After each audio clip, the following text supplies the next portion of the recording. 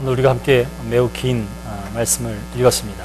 그러나 그 긴 말씀은 욥의 친구 가운데 한 사람인 엘리바스가 욥에게 이야기하는 것과 거기에 대한 욥의 응답으로 되어져 있습니다.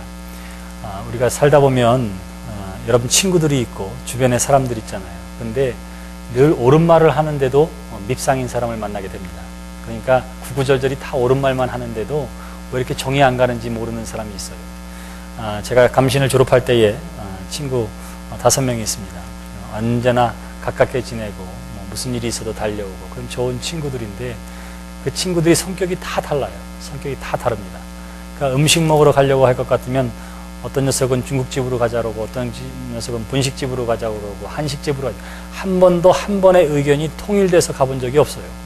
그런데도 지금까지도 친구도 지냅니다. 근데 그 5명 친구 가운데에 늘 구구절절이 옳은 것만 얘기하는데도 밉상인 사람이 있어요. 그게 누구냐면 저입니다. 저.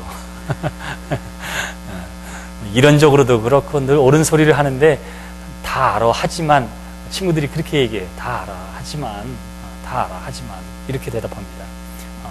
교회에 목회에 문제가 있어요. 그래서 그걸 가지고 나눈다 보면 나도 알아 그렇지만 이렇게 얘기해요. 그 이유가 뭘까요? 사람들이 사실은 몰라서 뭘 못하는 경우가 아니라 알지만 사람의 감정이 그렇게 되지 않을 때가 있고 때로는 시간이 필요할 때가 있습니다. 욥의 경우도 역시 마찬가지였습니다. 욥에게도 생각하고 또 아파해야 할 시간이 필요했던 거예요. 근데 여기 엘리바스가 찾아와서는 욥에게 드디어 이야기하기 시작합니다. 왜냐하면 욥이 이미 3장에서 이야기한 것처럼 나의 죄 없음에 대한 고난 때문에 그가 슬퍼하고 차라리 죽는 게 낫겠다 이렇게 이야기하는 것을 듣고는 이제 엘리바스가 욥에게 뭔가 좀 가르쳐주고 깨우쳐주기를 원하고 있기 때문에 그래요. 그래서 오늘 우리가 함께 읽은 본문 4장부터 7장까지 그리고 계속되어지는 욥의 세 친구와의 대화는 현실 속에서의 고난의 현실 속에 닥친 문제자와 그리고 여기에 대한 이 고난에 대해서 신학적이고 성경적으로 해석하는 것과의 갈등을 다루고 있습니다. 그러니까 삶의 현실의 문제와 그리고 성서적이고 신학적인 것의 두 문제가 서로 충돌하는 것들을 우리에게 그대로 보여주고 있습니다. 목사로서 목회하고 또 설교할 때에 힘든 것들이 있어요. 그 가운데 하나는 뭐냐 하면 이것이 분명히 하나님의 말씀이긴 한데 이것이 분명히 하나님의 뜻이긴 한데 이것이 늘 사람들에게 위로와 힘을 주는 것은 아니라 하는 사실을 깨달을 때 그렇습니다. 제가 목회하다가 아픈 경험이 있는데 그 가운데 하나는 이것입니다. 3년 전에 지금으로부터가 아니라 그 당시에 3년 전에 부인이 유방암 선고를 받았어요. 근데 3년 전에 테라피를 받고는 거의 완치되었다 이렇게 생각되었는데 3년 후에 그것이 재발되었습니다. 부부가 66년생 말띠예요. 그리고 딸 하나를 두고 있습니다. 근데 너무너무 사이가 좋은데 아내가 다시 유방암이 재발된 거예요. 그래서 어떻게 하느냐면 치료를 받아야 하는데 병원에서는 당연히 방사선 치료를 요청하고 그리고 반드시 치료를 지금부터 시작해야 된다 이렇게 이야기하는데 그 주변에 있는 속장으로부터 시작해서 전도사님에 이르기까지 늘 가깝게 지내던 사람들이 뭐라고 얘기하느냐면 하나님이 이렇게 한 데는 다 뜻이 있습니다. 그러니까 우리가 열심으로 기도함을 통해서 하나님이 치료해 주실 것을 믿으라고 이렇게 이야기하는 거예요. 그러고는 어떻게 했느냐 하면 의사와의 만남과 의료적인 행위는 전적으로 하나님에 대한 신앙을 저버리는 것이라 하나님의 그 치료의 그 놀라운 은혜와 능력을 의심하는 것이라 이렇게 생각하고는 어떻게 하느냐면 열심으로 기도하기 시작했습니다. 그때 저는 부목사였어요. 담임 목사가 아니고. 저는 뭐라고 그랬을까요? 저는 뭐라 그랬냐면 치료하더라 그랬어요. 왜냐하면 저랑 나이도 같았고 또 저하고 가깝게 지내기도 했습니다. 그래서 뭔 소리냐고 당장 치료받아야 한다고. 왜냐하면 모든 사람들이 치료받아서 다 낫는 것은 아니에요. 그렇죠? 그렇기 때문에 하나님께서 치료하시기를 원하시면 또 하나님께서 치료해 주실 것 같으면 의사를 통해서도 치료해 주신다고. 당신이 이것을 하나님이 치료해 주신 것으로 믿으면 되는 것이지 모든 사람들이 키모테라피를 받는다고 해서 다 낫는 것은 아니다. 하나님께서 그렇게 해주신다. 그러니까 염려하지 말고 그건 불신앙이 아니라고 하나님이 주신 지혜라고 그렇게 하라고. 저는 그렇게 하라고 그러고 주변에 있는 사람들은 아니라고 얘기하고 저보다는 주변에 있는 사람들이 더 가깝게 있죠. 그러니까 어떻게 했느냐 하면 금식하며 기도하기로 했어요. 그리고는 어느 날 없어졌는데 기도원에 간 거예요. 모여서 여러 사람들이 같이 자, 암을 먹고 싸워서 이겨야 하는데 거기다 금식까지 했습니다. 근데 마침 그때 또 부흥회가 열렸는데 이 부흥 강사가 또 맨정신이 아닌 사람이었어요. 맨정신이 아니. 그래가지고 뭐라고 얘기하느냐면 촉 보면 알아요. 헌금봉투만 보고 딱 보고는 암흑에 무슨 문제 있지? 자녀 문제 있지? 아니 뭐 100사람 중에 100사람이 다 자녀 문제 있지 자녀 문제 없는 사람이 어디 있어요? 가족 중에 문제 있는 사람이 있는 것 같아. 뭐 이래가면서. 그러니 그 사람을 향해서는 이미 정보를 알고 있었어요. 그러니까 뭐라고 하냐면 내가 둘째를 낳을 거야. 염려하지 말고 기도해. 이러는 거예요. 애가 지금 국민학생인데 지금 암을 앓고 있는데 둘째 아이를 낳을 거니까 염려하지 말고 기도만 하라. 헌금 얼마 하면 된다. 뒤에선 그렇게 얘기하고 말이죠.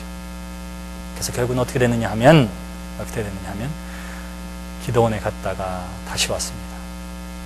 차도는 나아지는 것이 아니라 급격히 나빠졌어요. 그리고는 통증을 이길 수가 없어서 병원에 가게 됩니다. 요즘에 어떻게 보면 그냥 몰핀 주사 정도로는 되지를 않아요. 그러니까 대뇌로 올라가는 신경을 차단해 줍니다. 통증을 줄이기 위해서. 그럼에도 불구하고 어떻게 하면 너무너무 고통스러워하는 거예요. 제가 미국에 오기 전에 마음에 너무 큰 부담이 있어서 주일날 떠나게 됐는데 병원에 갔어요. 비행기를 타러 가야 되는데 그 병원을 들려서 갔습니다. 평생 글 쓰는 게 국문과 출신이라 글을 쓰는 게 소원이었어요. 그래서 부랴부랴 문구점에 가서 원고지를 이만큼 사고 볼펜을 한 묶음 사가지고는 그리고 갔어요.